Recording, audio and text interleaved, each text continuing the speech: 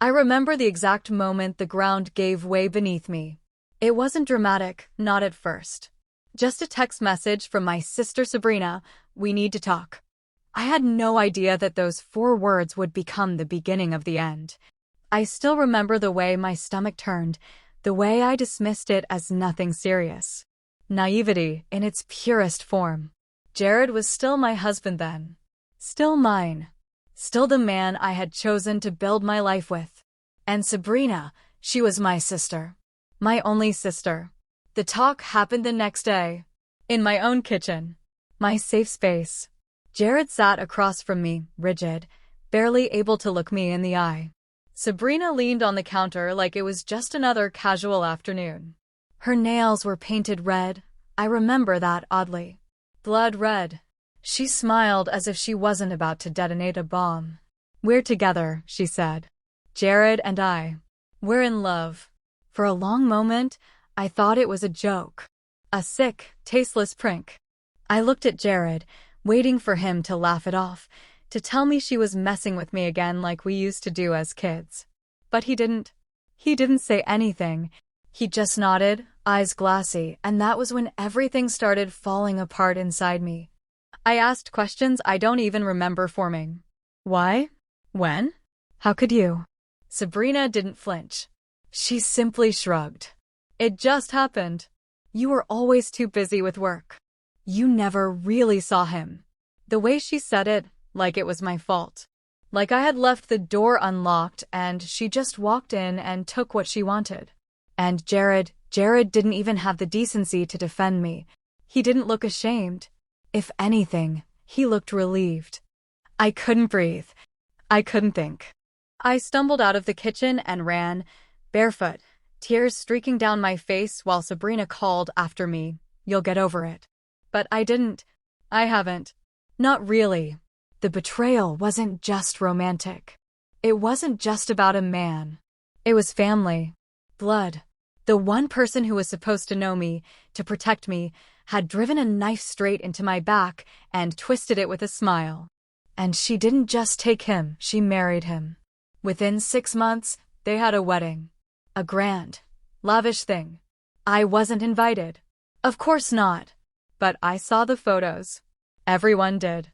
They made the cover of that stupid local lifestyle magazine, smiling like some fairy tale power couple. No mention of me. No trace. It was as though I never existed. I couldn't stay. Not in the same city. Not in the same circles. Every time I walked into a grocery store, someone would look at me with pity, or worse, curiosity. Like I was a story they wanted the ending to. So I packed what was left of my pride and left. I moved 3 states away. Got a job at a publishing firm where nobody knew my name. I rented a tiny apartment that overlooked a brick wall, but it was mine. Quiet. Safe. And I started over. Slowly. Painfully, but with intention. I went to therapy. I cut off the noise. I refused every attempt at contact from them, even the ones that came under the guise of apologies. I didn't want apologies. I wanted a time machine. I wanted to unknow what I knew. But life doesn't offer that. I poured everything into building a life that didn't include them. I traveled for work, made new friends, said yes to things I would have once avoided. I even adopted a dog, Milo, a scruffy little rescue who had his own broken past. We healed together, in our own way. But some nights, it still came back. The memory of that kitchen. The sound of Sabrina's voice. Jared's silence. The echo of betrayal that carved into my bones. I don't let myself cry about it anymore, but that doesn't mean the wound is closed. It just means I've learned how to live with the scar. Family gatherings went on without me. Birthdays. Holidays. I stopped checking the group messages when I realized I wasn't missed. It was like I had been erased. Like they had decided I was collateral damage and moved on. And maybe I was. Maybe it was easier for everyone if I was just the chapter they didn't reread. Still, there was a part of me, small and stubborn, that held on to the idea that one day, they'd realize what they'd done. That they'd feel the weight of it. But if they did, they never showed it. Not once. So I kept going. I built a version of myself that didn't revolve around what I had lost. I found a rhythm, a purpose. I stopped hoping for explanations. I stopped waiting for closure. I told myself I didn't need them to acknowledge the wreckage they caused. But deep down, under all the layers I'd wrapped around myself, I knew that if I ever saw them again, I'd want to look them in the eye. I'd want them to see that I survived. Not in spite of them, but without them. And I never expected that chance would actually come. But it did. It came on a Wednesday mid-morning while I was sipping lukewarm coffee and sorting through manuscript edits on my laptop. The number flashed on my screen, my father's. I froze, staring at it like it had no right to be there. It had been years since I'd heard his voice. Not since the day I left town when he barely muttered a goodbye as I packed my car. He hadn't reached out after the betrayal. Not when the wedding was announced. Not when the press covered the scandal in nauseating detail. He chose silence. So why now? I let it ring once. Twice. My finger hovered over the red decline button. But then, like muscle memory, I answered. Elena, he said, curt as always. His voice hadn't changed. Still clipped, efficient, as though every syllable cost him something. He didn't ask how I was. No pleasantries. No hesitation. There's a family meeting this Sunday. I expect you to come. I blinked, unsure if I'd heard him correctly. I'm sorry, what? A meeting, he repeated. Everyone will be there. You should be too. I paused. Everyone. The word came out slow, deliberate. There was a beat of silence. Yes, your sister. And Jared. A punch to the gut. Just hearing their names together made my spine stiffen. You think I'm going to sit in the same room as them? I'm not asking, he said. I'm telling you. There it was. The Charles Brooks signature style, commands, not conversations. The same tone he used when we were kids and he told us to line up at the door with our shoes on. The same tone he used when he told me to stop crying after Mom's funeral. I don't owe them anything, I said, my voice tightening. And I certainly don't owe you. I didn't call to debate, he replied. Be at the house at noon. Don't be late.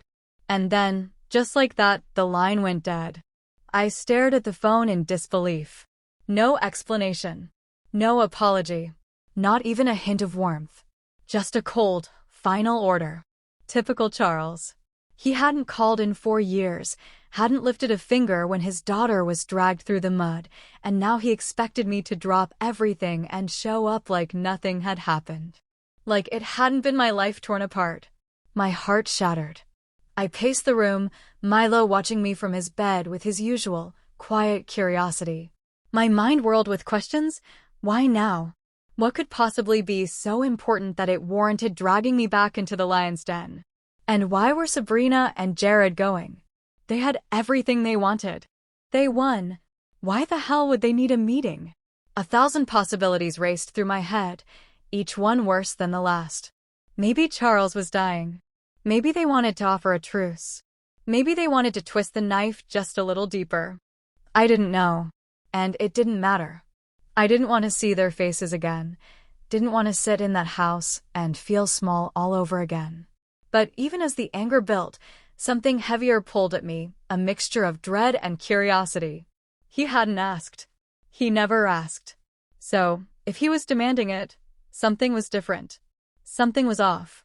By Friday night, I still hadn't decided. I sat on the couch, staring at the message I had typed out at least 10 times, but never sent. I'm not coming. Don't contact me again. It felt good to type it, but I couldn't hit send. Instead, I kept seeing the front porch of that house. The chipped paint on the banister. The creak in the 3rd step. The ghost of Mom's laughter in the garden before everything turned cold. I saw my younger self, trusting, smiling, unaware of the storm that would destroy everything. And I saw Sabrina. Her smirk. Her ease. Her carelessness. I saw Jared beside her, the man I once thought I knew, holding her hand like I had never existed. I hated them, but even more than that, I wanted them to see me. The me who didn't break. The me who didn't crawl back. So Sunday morning, I packed a bag, threw on a black sweater like armor, and drove. The road back was familiar and foreign at once. Trees I used to recognize had grown or been trimmed down. Stores had changed names, but the dread in my stomach? That was the same. By the time I pulled into the long driveway of my childhood home, my hands were gripping the steering wheel so tight my knuckles were white. The house stood still, imposing as ever. The front door, dark and solid, loomed like a final challenge. I sat in the car for a moment, breathing deeply. Milo wasn't with me, too long a drive and too uncertain a situation. I was alone. And yet, strangely, I didn't feel like that girl from 4 years ago. This version of me had been through hell and lived to talk about it. I stepped out, straightened my shoulders, and walked to the door. When I rang the bell, I half expected it to be ignored. But it opened almost instantly. And there, standing like she'd never wrecked me, was Sabrina. Her eyes flicked up and down me, assessing. Smiling. "Wow," she said. "You actually came." I didn't flinch. "Let's just get this over with." She stepped aside, letting me in. The house smelled the same. Clean. Cold. Lifeless. Charles's way. I walked into the living room, hearing low voices. Jared. My gut clenched, but I kept moving. And as I turned the corner and saw them all, the past, the pain, the people who broke me, I realized I wasn't afraid anymore. Let them talk. Let them try. I was ready. The moment I stepped into the living room, time folded in on itself. Everything looked exactly the same stiff leather couches, same heavy curtains, same worn rug with the wine stain from that Christmas long ago. Except now, the air was thick with something colder than tension. It was expectation. Sabrina was already seated, her legs crossed like she owned the place. She was wearing a fitted white jumpsuit, the kind of thing you wear when you want people to know you're trying hard not to try hard. Her hair was curled, makeup flawless. Jared stood behind her, leaning casually against the wall like this was a social gathering instead of a forced reunion born out of deep betrayal. "Look who decided to show up," Sabrina drawled, not even bothering to hide the smirk curling across her lips. "Still single? LOL. Her voice cut through me like glass. That mocking laugh of hers, the same one from childhood, from every time she found something she could twist and make about herself. It was unbelievable. After everything she'd done, she still found a way to make me the punchline. Before I could form a response, Jared chimed in with that same arrogant tone I remembered too well. "Hey, ugly." "Still the same." I froze. For a moment, the years melted away, and I was back in that kitchen 4 years ago, back in the pain and disbelief. But then something stronger bubbled up, resolve. I didn't flinch. I didn't shrink. I just stared at them, blinking slowly, letting the silence grow uncomfortable. Let them be the clowns in their circus. Sabrina let out a sharp laugh. "God, don't tell me you're going to cry again. That was so exhausting the last time." The door at the end of the hall creaked open. "Enough," Charles's voice rang out with the force of a gavel. He stepped into the room with the same rigid posture he'd always carried, his face a weathered mask of authority. Everyone went quiet immediately. Even Sabrina sat up straighter. "Good timing," he said, looking straight at me. "I have something important to tell you all." There it was. The command. The reason we were all summoned like players in a courtroom drama. I kept my eyes on him as he moved to the center of the room and sat, placing a thick manila envelope on the coffee table in front of him. The air changed. Jared shifted uncomfortably, and even Sabrina's smug expression faltered for a second. "I didn't call this meeting to reminisce," Charles said. "This isn't about forgiveness or family drama." He glanced at me briefly, and for the first time in years, I saw a glimmer of something that almost resembled acknowledgement. It wasn't warmth, not with Charles, but it was something. "I'm dying," he continued, without ceremony. 3 months, give or take." The words hit like a slap. Sabrina gasped. Jared blinked, caught off guard. I stayed still, unsure how to feel. Grief wasn't immediate. Shock wasn't even the right word. Charles had always been this towering, immovable figure. The thought of him gone felt like an earthquake waiting on the horizon. He let the silence settle before speaking again. That envelope contains my final will and testament. I've already signed it. Witnessed. Notarized. Sabrina's posture straightened. Jared moved closer to her, like two vultures circling fresh prey. Of course, this was why they showed up in the first place. But Charles wasn't finished. His voice hardened. Before we go over anything, I want you to listen. All of you. He pulled out his phone, tapped a few buttons, and set it down on the table. A video began to play our mother in the final weeks of her life. She was pale, frail, sitting alone in a hospital bed, clutching the edges of her blanket with shaky hands. Her eyes looked tired, hollow. My breath caught. I hadn't seen that footage before. I had visited her as much as I could those final months, but I didn't know someone had filmed her like this. Then, the video changed. A timestamp. Same night. A luxury hotel suite, dimly lit, music playing in the background. And there they were, Sabrina and Jared laughing, holding glasses of champagne. He kissed her neck. She twirled in her designer dress. The laughter was loud, drunken, detached. While she was dying alone, Charles said coldly, "This is where you were." That money I sent, money meant to care for her in her final days, went to this. Sabrina paled. Jared's jaw clenched. That's not what it looks like, Sabrina started. It's exactly what it looks like, I cut in, my voice sharper than I expected. You were supposed to care for her. Charles nodded toward me. Elena stepped up when neither of you did. She visited. She stayed late. She never asked for anything. And she never betrayed the family name. I didn't know how to respond to that. It wasn't praise, exactly. But it was the closest thing to respect I'd ever gotten from him. I'm not dead yet, Charles added, rising to his feet. But I want everything clear before I go. Sabrina sat frozen, eyes flickering between the envelope and Charles. Jared's mask was starting to crack, his foot tapping, hands clenched. Good. Let them feel it. Let them sit in the mess they made. I stayed quiet, but inside, something long dormant began to stir. Not triumph. Not revenge. Just truth, finally stepping into the light. This was far from over. The air inside the living room had turned stale, almost unbearable. No one spoke for a long moment. The silence wasn't peaceful, it was suffocating, thick with unsaid things and hard truths finally being exhaled. Charles stood at the edge of the rug, his face unreadable, while Sabrina and Jared sat stiff as statues, stunned into a rare, fragile stillness.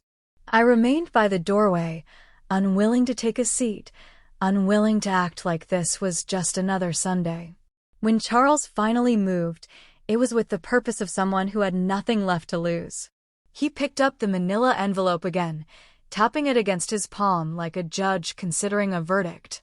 You all saw the footage, he said flatly. I debated whether or not to show it, but I decided you needed to see yourselves through my eyes. Sabrina opened her mouth, then closed it. Jared shifted, the confidence draining from his face. It was eerie, watching them squirm. For once, the masks were off. And now, Charles continued, you'll hear why I'm doing this. He walked slowly to the bar cart in the corner, poured himself a drink, and took a small sip before setting it down with care. 3 weeks ago, I was diagnosed with pancreatic cancer. Stage 4. It spread. The words crashed into me before I could brace for them. My knees nearly buckled, and I gripped the doorframe to steady myself. For a moment, all the pain between us faded, and all I could see was my father, proud, inflexible Charles sounding human. He didn't look at any of us. I have 3 months left. Maybe less. No treatment. No miracle. I swallowed, throat tight. I had prepared myself for some sort of family power play, a guilt trip, or inheritance drama.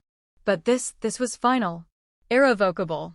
Sabrina gasped audibly, then stood up too quickly, like motion could undo his words. No. No, you can't just say that like it's nothing. Charles turned his head slightly toward her. I'm not looking for comfort. But she stammered, her voice small, foreign. I'm telling you so you understand what comes next, he said, cutting her off. Because time is now my most limited resource. He finally looked at me. There was a moment, the briefest flicker of something like softness in his gaze. Not warmth, he didn't know how to do warmth, but perhaps acknowledgement. Recognition. As if, at long last, he was seeing the woman I had become in the ruins. I stood straighter. This meeting isn't about reconciliation, he said. It's about reckoning. He moved back to the center of the room and set the envelope down on the table again. I've made my decisions. I've made them with clarity, with full awareness of everything that has happened, not just in the last few years, but in the years leading up to it. The choices you made, he said, eyes settling on Sabrina and Jared, have consequences. Jared scoffed, trying to recover some of his fading bravado. You're really going to let one mistake define us? People make bad choices all the time. Charles's eyes narrowed. You think this was one mistake? You betrayed your wife. You betrayed this family. You betrayed my dying wife, your own mother-in-law, to spend her final night laughing in a hotel suite with money I gave for her care. She wasn't supposed to die that night, Sabrina snapped, her voice shrill. And yet she did, Charles said, unwavering. Alone. The room sank into silence again, heavy with guilt, shame, and something else I hadn't expected, fear. Not mine. Theirs. He gestured toward the envelope. Inside is my will. It outlines exactly how my estate will be handled. I've consulted attorneys, financial advisors, and even the state to ensure it's ironclad. I will read it to you in due time, but not today. Today, I want you to sit with this. The knowledge that your actions have not gone unnoticed. The person you ridiculed and abandoned is the only one who showed up when it counted. Sabrina looked like she'd been slapped. Jared dropped into the armchair beside her, ashen. Charles turned to me. Elena. My name in his mouth was rare. Strange. I failed you, he said simply. I should have spoken up when this happened. I should have defended you. It wasn't an apology, not quite. But it was more than I ever expected from him. I nodded, unsure if I could even speak. He moved toward the door. That's enough for today. You can all go. But we didn't even discuss the will, Sabrina blurted. Charles didn't turn around. There's nothing to discuss. The papers are signed. If you want a preview of the terms, ask your sister. The implication hit them like a gunshot. Sabrina turned toward me slowly, horror dawning in her eyes. What the hell does that mean? I didn't answer. I didn't need to. As Charles left the room, I watched Jared stare at the envelope like it might explode. Sabrina blinked at me, speechless for once. I turned and walked out, my heels echoing in the hallway.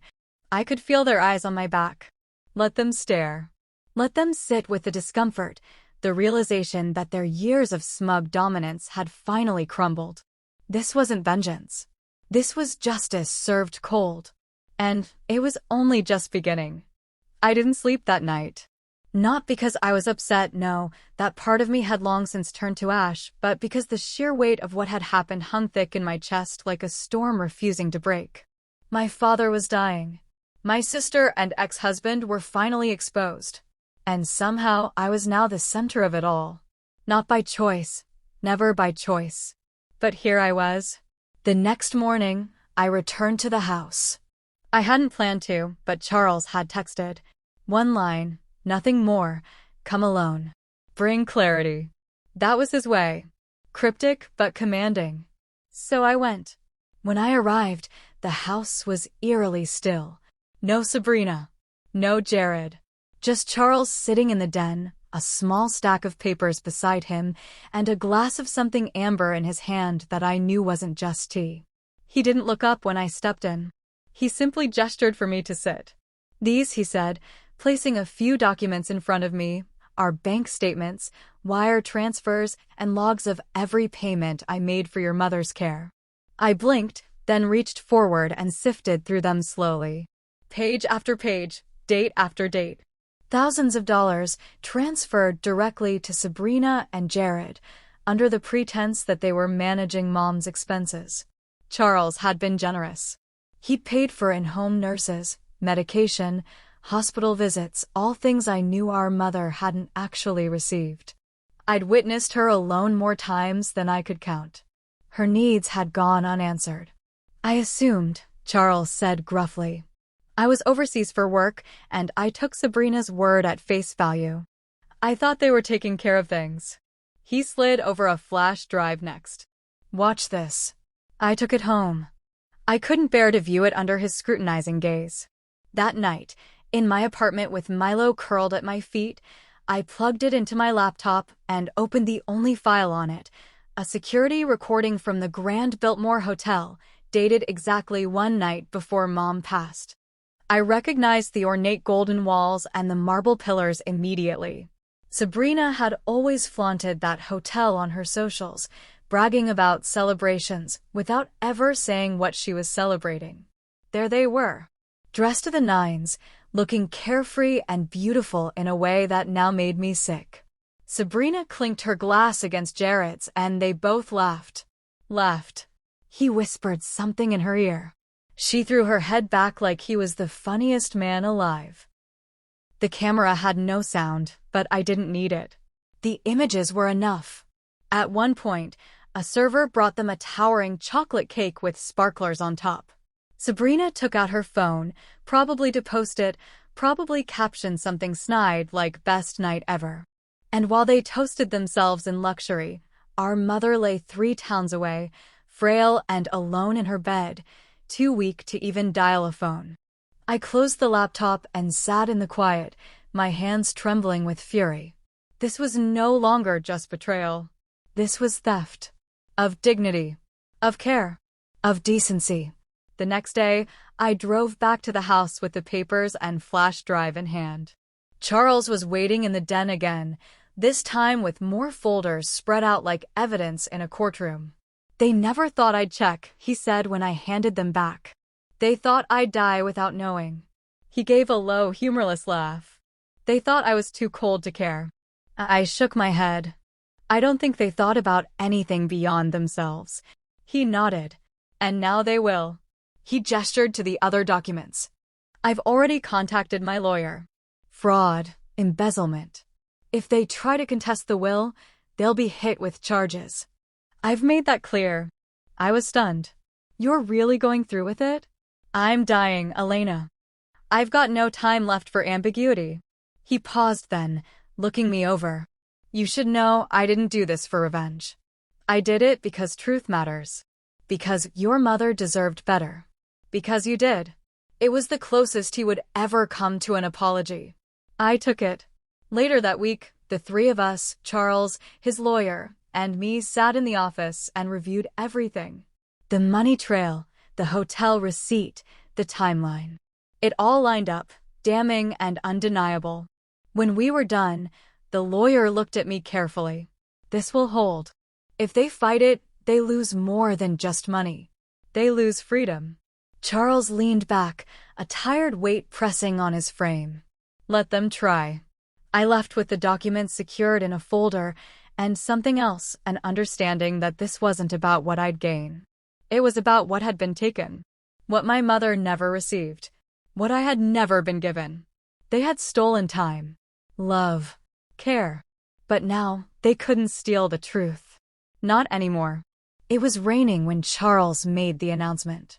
The storm had rolled in slowly, graying the skies, tapping against the windows like it was trying to warn us. I sat across from him in the study, the will resting on the polished mahogany table like a bomb waiting to detonate. His lawyer, a sharply dressed woman named Meredith, stood by with a neutral expression, though her eyes flickered now and then with the unease of someone who knew the explosion about to hit wasn't theoretical. We heard the front door open before we saw them. Sabrina's heels clicked like gunshots across the tile. Jared's voice was low, murmuring something I couldn't make out. I didn't move. Neither did Charles. We just waited. When they entered the room, they were soaked. Jared's coat clung to him, and Sabrina's blowout had frizzed around her temples. Still, they tried to carry themselves with the same smug entitlement I remembered, though the cracks were showing. "What's this about?" Sabrina asked, brushing damp hair from her eyes. "You'll want to sit," Charles said. She didn't. She stood stubbornly at the edge of the rug, arms folded, as if proximity to the desk might expose her to danger.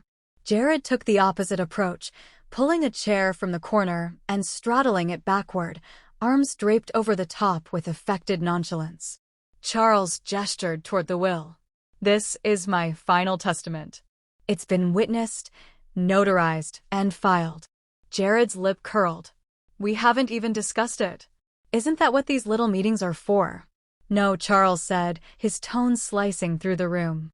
"This isn't a negotiation. I'm not here to ask your opinion. I'm here to tell you what's been decided." Sabrina's eyes flicked to mine for a half-second, then back to the desk. "So, what?" "You're just cutting us out." "I'm not cutting you out," Charles said, folding his hands. "You were never in." The silence that followed was unlike any I'd experienced before, dense and sharp, like broken glass on skin. "You're leaving everything to her?" Sabrina's voice cracked as she jabbed a finger in my direction. "After everything?" Charles didn't even blink. "Yes," Jared scoffed. "You're insane." Meredith cleared her throat and opened the will. Her voice was professional, unflinching as she read through the clauses. The estate, the business, the trust funds, the property, the assets, all of it designated to me. Elena. There were no ambiguities, no caveats. Sabrina and Jared's names didn't appear once. Not even in the smallest line of courtesy. Jared stood abruptly. "This is a joke." "It's not," Charles said calmly. "It's justice." Sabrina's voice turned high and shrill. "You can't do this. We're your family." "You made your choices," he said. "You made them the night you left your mother alone to die." She shook her head, jaw tightening. "You're punishing us for a misunderstanding." "I'm punishing you for cruelty," Charles interrupted. "For negligence. For betrayal." He looked at me then, his gaze firm. "Elena is the only one who showed integrity. She is the only one who has ever honored this family's name. And she is the only one who will carry it forward." Jared's mask slipped for the first time. "This is about control. You always hated me." "This isn't about hate," Charles said. "It's about consequence. And before you even think about contesting, know this. I've prepared everything. The fraud charges, the evidence, the witnesses. If either of you challenges this will in court, you'll face criminal prosecution."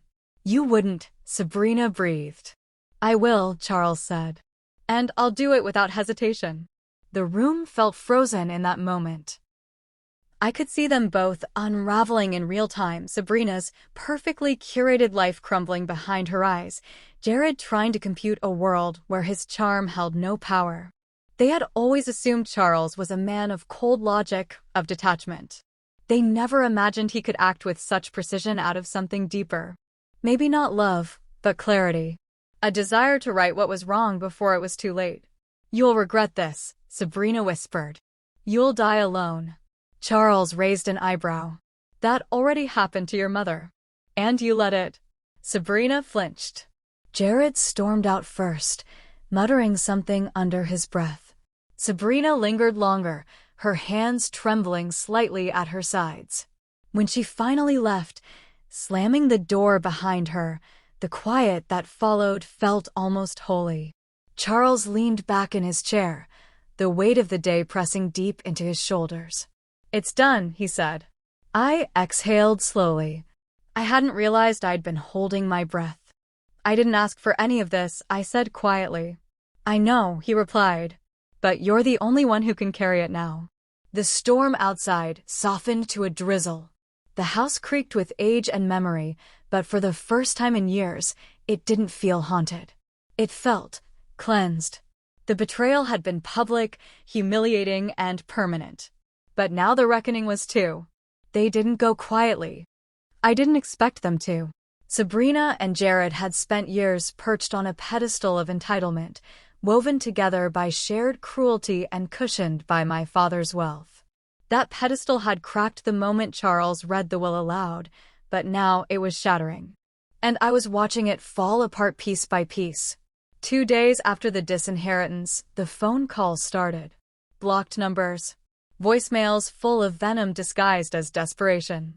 "Elena, this is insane," Sabrina snapped in one. "You don't really think you deserve all of that, do you? You didn't even want the family business before. You can't even run it. Be reasonable. Call me back." I didn't. The next one was Jared, his tone slick and patronizing.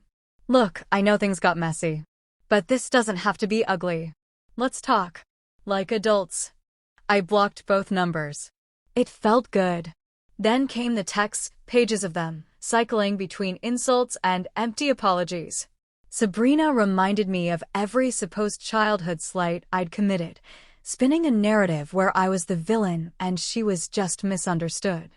Jared, on the other hand, leaned into guilt. He sent a picture of us from years ago, before everything collapsed, me with my head on his shoulder, laughing at something I no longer remembered. "We were happy once," he wrote. "Don't let him rewrite that." I stared at that photo for a long time before deleting it. We weren't happy. I was hopeful. That's not the same thing. Charles, for his part, was unmoved. "Let them rot," he said one evening, his voice as steady as ever despite his failing health. They made their bed. And they did. The will couldn't be contested. Meredith had made sure of that. Any legal action they tried would trigger the fraud charges that loomed like a loaded gun over their heads. But that didn't stop them from trying. Sabrina hired a lawyer, one of those flashy, overconfident men who thought theatrics would change reality. They sent a letter to Charles, questioning the validity of the will, the state of his mind, and my supposed influence over him. Charles laughed when he read it. "Influence?" he said, handing the letter to me. "You mean years of being ignored by your father suddenly made you a master manipulator?" Meredith responded with one sentence, "Proceed, and you will be met with full prosecution." The silence after that was deafening. But the cracks in their lives didn't stop at failed lawsuits. Word began to spread quietly at first about the video, about the money meant for our mother's care, about where it actually went. Charles hadn't made it public, but the people who mattered found out. Friends. Associates. The kind of people who smile at you in the country club, but whisper the moment your back is turned. Within a week, Sabrina's inner circle began to shrink. Her social calendar emptied. Invitations stopped coming. People were polite in public but distant in private. She'd spent years building a perfect image, and now that image was unraveling thread by thread. And Jared, well, Jared had always been smoke and mirrors.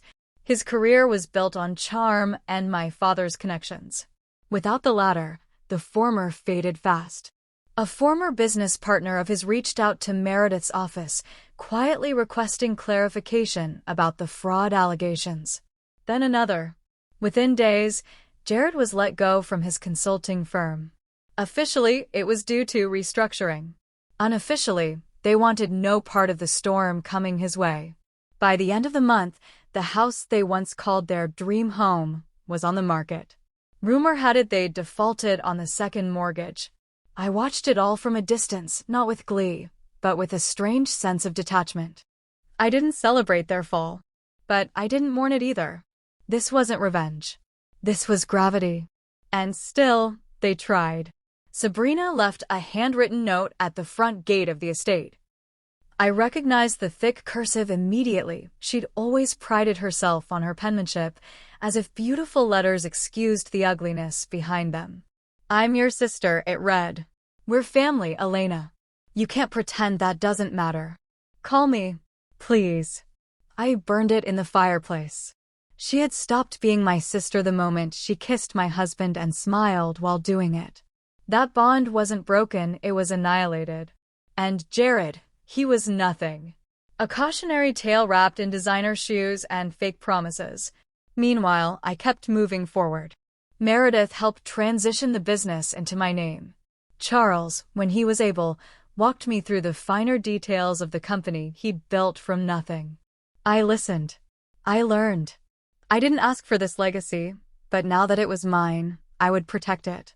Sometimes, late at night, I'd stand on the estate's balcony and look out at the trees, wondering if any part of them, Sabrina or Jared, had truly loved me. Or if I'd just been a convenience. A placeholder until they could build their empire atop my bones. But those thoughts didn't consume me anymore. Because this time, when they fell, I didn't go with them. I stood still. I watched. And I remained standing. The morning of the funeral arrived with a brutal kind of stillness.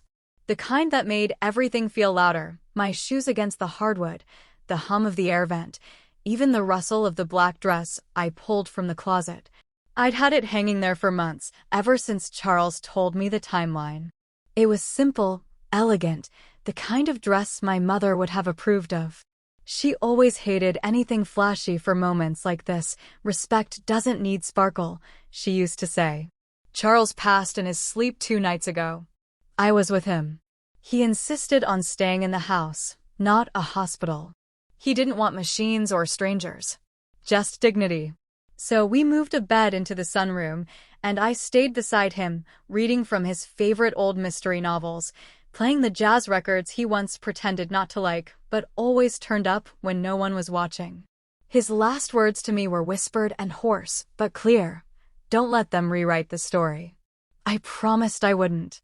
Now, walking into the church alone, I held my head high. People turned to look, some with sympathy, others with curiosity. I had become something of a myth in this town, the woman scorned who rose from the ashes and reclaimed her name. I didn't care what they whispered. Let them guess. Let them fill in the blanks however they pleased. I knew the truth. The service was tasteful. Controlled. Just like Charles would have wanted. The pews were filled with old business partners, family acquaintances, and a few distant relatives who had the decency to send flowers afterward, but not to ask questions while he was dying. The priest read from Charles's favorite psalms. I sat in the front row, hands folded tightly in my lap, the grief sitting heavy but quiet. Not overwhelming. Not crushing. Just present. Then, just before the closing hymn, I saw them. Jared stood in the back of the chapel, shoulders slumped, wearing a wrinkled black suit that didn't fit the way his tailored ones once had. His tie was crooked, and he looked thinner than I remembered, hollow, even. A man unraveling. Sabrina wasn't beside him. I didn't know whether to feel relieved or disappointed. Our eyes met across the room. He made no move to come forward. Just lingered near the door like a ghost uncertain of its welcome. And in a way, that's exactly what he was now. A ghost of another life. A shadow of what once shattered me. After the final prayer, I stepped outside into the bright afternoon light, the sun ironically warm for such a grim occasion. People came up to offer condolences, some genuine, others performative. I nodded, said thank you, accepted hugs from those who had earned them and polite nods from those who hadn't. And then I saw Jared again, standing off to the side beneath a large oak tree near the parking lot. I could have ignored him. Could have walked right to my car and driven away. But I didn't. Maybe because a part of me still needed to hear what he had to say, or maybe because I already knew I wouldn't believe a word of it. I approached slowly. His eyes found mine immediately, but he said nothing until I stopped a few feet away. I didn't think he'd actually do it, he said quietly. My voice was calm. Steady. That's the problem, you never think. He flinched, the words striking harder than I expected. For once, he didn't try to charm or deflect. He just looked at me, raw and stripped of all the arrogance that used to hang from him like a second skin. I lost everything, he said. The money, the job, Sabrina's filing for divorce. I raised an eyebrow. That's not losing everything. That's losing the illusion. He gave a hollow laugh. You always were the sharp one. Not sharp enough, I replied. Not back then. He nodded, silence settling between us again. Then, almost as an afterthought, he added, "You look good." I stared at him. Really stared. "Don't." He sighed and ran a hand through his messy hair. "I didn't come here to fight." "Then why did you come?" I asked, genuinely curious. "To beg? To be seen?" He hesitated. "I guess. I just wanted to say goodbye. To him. And maybe to you." I crossed my arms. "You don't get a goodbye, Jared. You got everything you wanted, until it didn't suit you anymore. That was your goodbye." He looked down, silent again. "And for what it's worth," I added, softer this time, "he waited for you. Not until the end, but before things got bad. You never came." I couldn't face him, he admitted. "Now you never will." With that, I turned and walked away. Back in the car, I sat for a long moment before starting the engine. The church faded behind me in the rearview mirror, and so did Jared. I didn't need closure anymore. That wasn't what this was. This was a full stop. A period at the end of a sentence I'd spent years trapped inside. Charles was gone. Sabrina and Jared were unmasked. And I was still here, still standing. And soon, I'd begin something entirely new. The message came in at 2:07 a.m., glowing on my phone screen like a whisper in the dark. From Jared. "I've lost everything. Please help me." I didn't open it right away. I stared at the preview text, my body frozen beneath the covers, Milo curled at my feet, unaware that the past was trying to claw its way back in. The room was quiet except for the soft hum of the air conditioner, and in that silence, 1,000 memories tried to flood me, his voice, his betrayal, the sound of my heart breaking on the kitchen floor 4 years ago. But I didn't let them. I set the phone down face down and turned onto my side. I didn't cry. I didn't even feel much of anything anymore. When morning came, the message was still there, waiting as if hoping I'd wake up changed. But I didn't open it. I didn't need to. The words were clear enough. The collapse was complete. It had started with the funeral. Sabrina had filed for divorce just days later, and from what I heard, she did it publicly, posting some melodramatic quote online about betrayal and starting over, like she hadn't built her life on the very same thing she now claimed to abhor. The irony was almost poetic. Almost. Jared tried to save face, but the fallout moved faster than he could spin it. His accounts were frozen pending investigation. The firm that had fired him had also launched an internal audit after whispers of mishandled client funds. It didn't take long for the truth to surface. Jared had been floating his lifestyle on favors and borrowed prestige for years. Without Charles's name attached to him, the scaffolding gave out. Their house, once the envy of their social circle, was seized by the bank after they defaulted on their loan. I saw the listing online.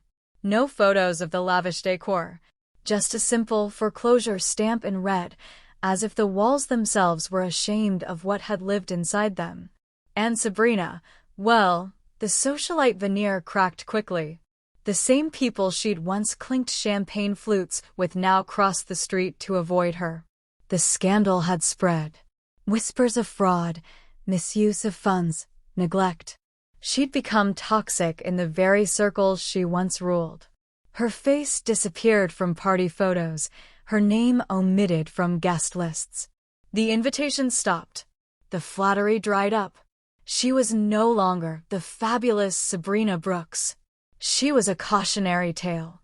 I heard from a mutual acquaintance that she moved into a small condo on the edge of town, far from the gated community she once flaunted. She tried to start an online fashion blog, but it never took off. There's only so much interest in designer tips from someone whose designer closet had been auctioned off to pay debt. And Jared, he disappeared for a while. No job, no friends, no social media. I didn't look, but people talked.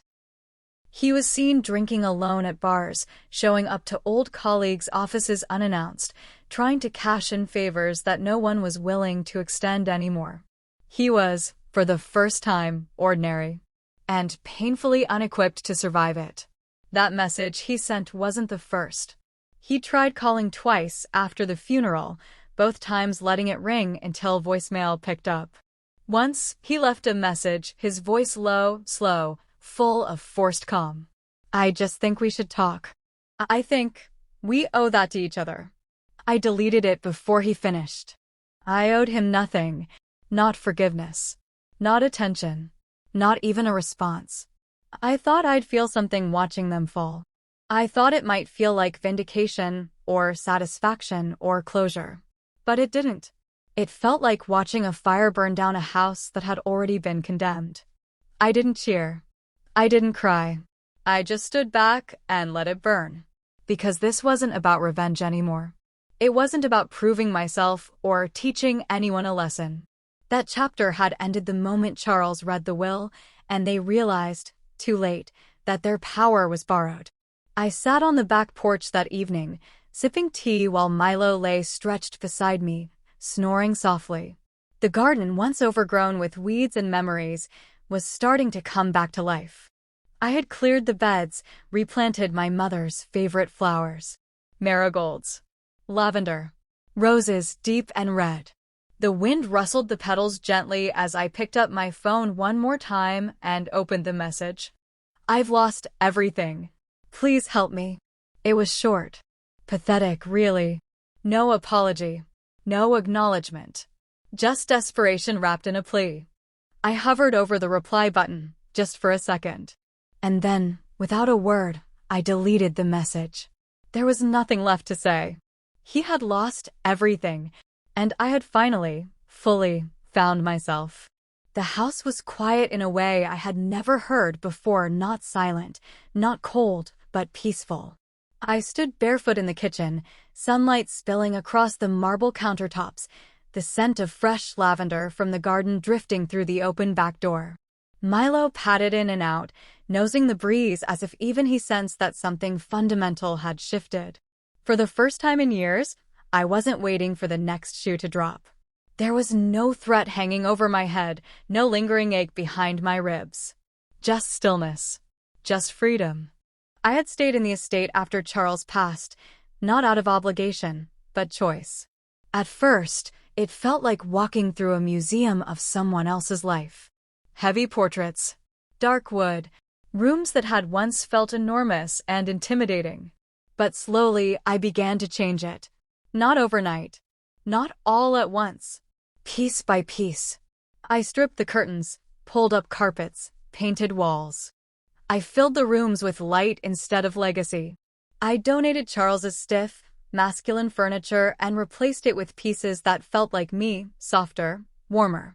I built a reading nook where his bar used to be. I turned the sitting room into a creative studio, even though I wasn't sure what I'd use it for yet.